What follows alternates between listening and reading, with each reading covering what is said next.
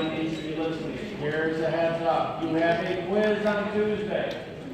For the quiz, I will ask your TA to give you a fatty acid or an ACO-CoA. It could be even numbered, it could be odd numbered, and you need to calculate the energy that is generated from that molecule. And so I will get to this in a moment, but I want you to understand, if that molecule is a fatty acid, you must invest 2 ATP to start that process.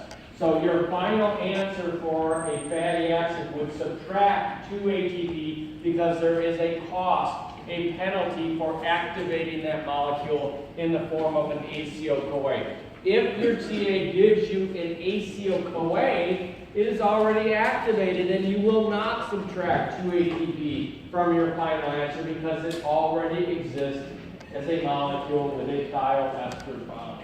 Okay? All right. Is this going in and out?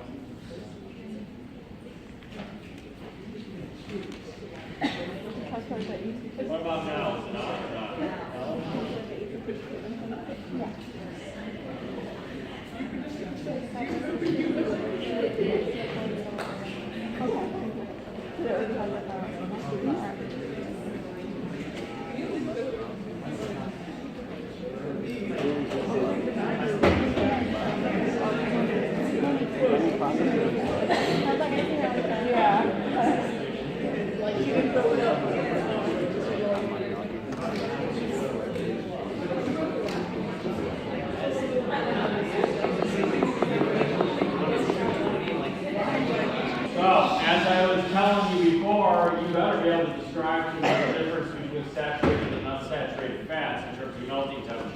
Remember, saturated fat has all of its complements of hydrogen. And unsaturated fat, it depends on whether it's cis or trans or whether it's affecting the melting temperature or not. So that will be on a test, okay? So, we were talking about triacylglycerols. Remember, there are different types of fats that I want you to know for the test. And I don't want you to know things by name because this becomes an exercise of futility because there's so many different possible names that you can come up with. I want you to be able to classify these things as triacylglycerol, phosphoglycerol, sphingolipid, and steroid. These are the names I want. So even if you do recognize that particular molecule, that's not what I'm looking for. I want the type of molecule it is. So if you put the right name, that's not what I'm asking for. You will get it wrong, okay? So we're talking about triacylglycerols. These are fatty acid tails esterified to a glycerol head group. This is the primary way that we store energy in our cells, in our bodies, because these are highly reduced molecules. And as I've told you over and over and over and over again, we get energy out of electrons. What better way to generate electrons for the electron transport chain than to break down or catabolize a highly reduced molecule? These are great energy sources, okay? That's why we store things as fats in our bodies. Now here's another type of fatty acid that you need to know. The class is phosphoacylglycerol. These are not molecules for storing energy. They are highly reduced molecules, but these are molecules that are used for things like membranes. So these make those hydrophobic barriers that define your cellular boundaries. So phosphoacylglycerols are the second most abundant group of naturally occurring lipids. They have 2 fatty acids and 1 phosphate attached to glycerol. That's different than triacylglycerol. Tri meaning 3, azo meaning the fatty acid tail attached to the glycerol. So those are 3 attached to glycerol. These are 2 and a phosphate attached to the glycerol. They're almost exclusively found in membranes. And membranes, you know, based on that fluid mosaic model, are a combination of proteins and fats. And those fats that are part of that membrane are generally these phosphoacylglycerols. The most abundant of these are derived from this basic molecule called phosphatidic acid, which I'm going to show to you in a second. The 3 most abundant are palmitic, stearic, and oleic. I really don't care, that's not important. But this is important. This is a molecule that might show up on a test. Don't look at this and tell me it's phosphatidic acid. Yeah, that is what it is, but it is a phosphoacylglycerol. How do I know it's a phosphoacylglycerol? I see the glycerol head group, I see the two fatty acid tails attached to it, and then in the third position, instead of another fatty acid tail, I see a phosphate. Understand that this is a point of variability here. I can start attaching other groups to that phosphate and modify the function of that phosphoacylglycerol. So it's a point of further esterification of other molecules to it. So I can add an ethanolamine to that to make phosphatidylethanolamine. I can add a choline. I can add, look at an amino acid that you've seen before, serine. I can add this at its side chain to that phosphate and make phosphatidylserine. If I give you on a test this molecule esterified at that phosphate to something like serine, you should be able to say, oh yeah, that's a phosphoacylglycerol, because you see that basic structure there. I can add an inositol group to that to make phosphatidylinositol. That molecule is going to show up again when we talk about signal transduction. I can add another glycerol to make phosphatidylglycerol, and then I can add another phosphatidylglycerol to make diphosphatidylglycerol. Would you really want to memorize all these things? No. You need to do something else for your Veterans Day weekend. Here is one that haunted me when I was a child. So I make it sound like I had a mean mother, but she really wanted me to be healthy. It really didn't work, right? I mean, look at me. So, lecithin. Anybody have to take lecithin pills when they were kids? Cod liver oil pills. Alma, you had to do that? Yeah? Disgusting. Rafa, you had to do that? Yeah. Okay. You took a spoonful? Oh my goodness. I said, my life wasn't as bad as yours. That would be horrible. Because the worst part about this is it's a pill filled with this stuff, and you swallow it, it never quite goes down, and it sits there and it ruptures in your throat, and you're burping up cod liver oil all day long. Not a popular thing when you're in high school, right? Pickles and cod liver oil. So this is a phosphoacylglycerol, and it is important for your health. Why is it a phosphoacylglycerol? Once again, you have that group esterified to the phosphate and then two acyl groups, okay? I must say that you probably all have heard about omega-3 fatty acids, correct? So here we're talking about that cis versus trans double bonds and unsaturated fats that are healthy for you have that cis. Omega-3 and omega-6 fatty acids are types of fatty acids that your body doesn't make or doesn't make enough of, and you need to get them from your diet. You get these from eating other organisms, especially fish, flaxseed oil, and so on. So your moms were right when they fed you lecithin, because that was something that was rich in omega-3 and omega-6 fats. That means for omega-3 that there is a double bond 3 positions away from the end of that tail. That's what that means. And omega-6 means it's 6 positions away from the end of the tail. So there is biochemistry once again showing up in your daily life. They say for you to have a healthy diet, you must have omega-3 and omega-6 in your diet. Why is it? They are essential fatty acids, and they're necessary for proper brain function. Okay?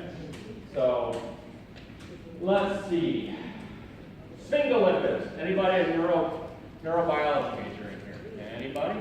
Yeah. Okay, so this is a particularly important type of lipid. It's found in the nervous system. This is a sphingolipid. Why is it a sphingolipid? Because unlike glycerol, we have a sphingosine backbone, and you have those fatty acid tails esterified to that sphingosine backbone, not to glycerol. So if you see a molecule like this, you should recognize this and say, oh yeah, that's a sphingolipid. Now, interestingly, you can add glucose units to these. So here we have a glycolipid. Okay, so this is the other class of fatty acids and lipids that you need to know. So here we have taken glucose, your old friend glucose, and we have attached it to that sphingosine backbone, making a glycolipid. That also is common in cell membranes of brain and nerves. Now here's my favorite topic in the fatty acid story, steroids, okay? So yeah, I was all roided up in high school, lifting weights, trying to get all bumped up. It didn't work for me. So what are steroids? They're steroids that people take. Are they anabolic or are they catabolic steroids? Just out of curiosity. Anybody want to tell me? What do you take? Anabolic steroids? Yeah. Why would you be taking anabolic steroids?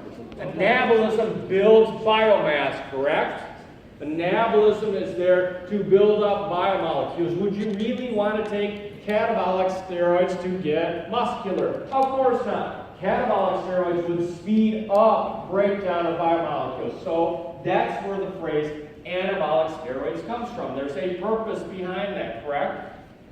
So here is your basic steroid structure. It's 4 rings fused together, and it is A, B, C, D rings. Okay, if you see that structure on a test, then you need to recognize that as a steroid. So here we have cholesterol. It has the A, B, C, D ring. Notice ring structure. Notice that cholesterol is a molecule that is considered to be amphipathic. We go all the way back to the first lecture of the class where we define what amphipathic is. It is a molecule that has features of both hydrophobic and hydrophilic. Yeah, I can really see the hydrophobic there, right? The vast majority of the molecule is hydrophobic, but here we have one little group associated with this that has polar qualities. Therefore, that makes this molecule have qualities of both hydrophilic and hydrophobic. It is amphipathic, and that is a very important thing for the function of this molecule. So it's highly hydrophobic, but it has that one hydrophilic side group. That allows it to insert into membranes. Now remember, I told you that fatty acid tails that are unsaturated in the cis conformation will have a bend or a kink in them. Cholesterol, one of its purposes is to sit in those bends and those areas where the fatty acid tails don't line up, and to provide points of contact to stabilize that membrane. If you don't have enough cholesterol, you're going to affect the fluidity and the stability of the membrane. So what you'll hear as you get older is, oh, you're supposed to reduce cholesterol in your diet. Cholesterol is bad for you. Well, I'm trying to tell you here that A, your body makes cholesterol, makes actually plenty of it, and B, it is a necessary thing for your biological function, for your cells to function properly.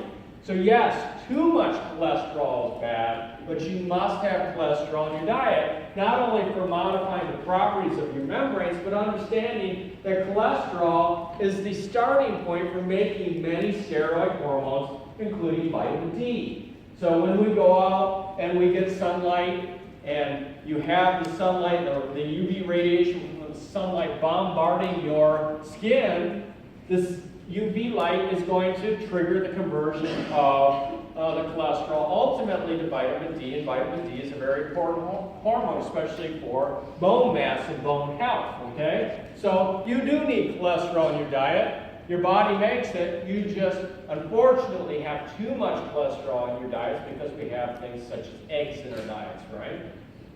High cholesterol, if you have too much of that and it starts to collect in your arteries, you're going to run the risk of atherosclerosis, which means that cholesterol is going to make these large plaques in your cardiovascular system, and ultimately, if they get big enough, they're going to block blood flow, which could result in a heart attack or a stroke. Now, let's go through different examples of steroid hormones. Here's one that is the cause of almost all the problems in human history, right? Testosterone.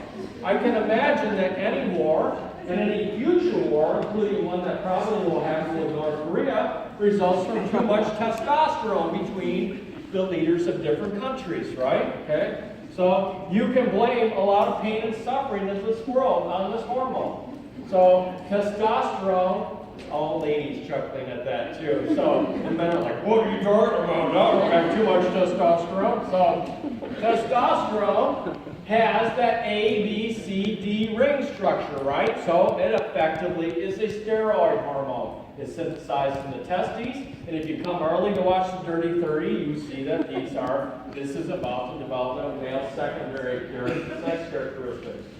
Estrogens, they're another steroid hormone, A, B, C, D ring structure, okay? This is progesterone, and this is involved in development of female secondary sexual characteristics, okay?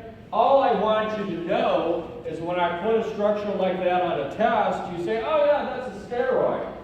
It's easy points for you, okay? I don't care about biological memory. Is anybody going to cry if I don't teach this? Peter, you're going to cry about Whitney? You're going to cry about that? Whitney? No? Okay. So I really don't care about this, so I'm going to skip this. And I'm going to go, it's not that they don't exist, it's just that I don't care about it. So it's totally different thing. Are you all shocked?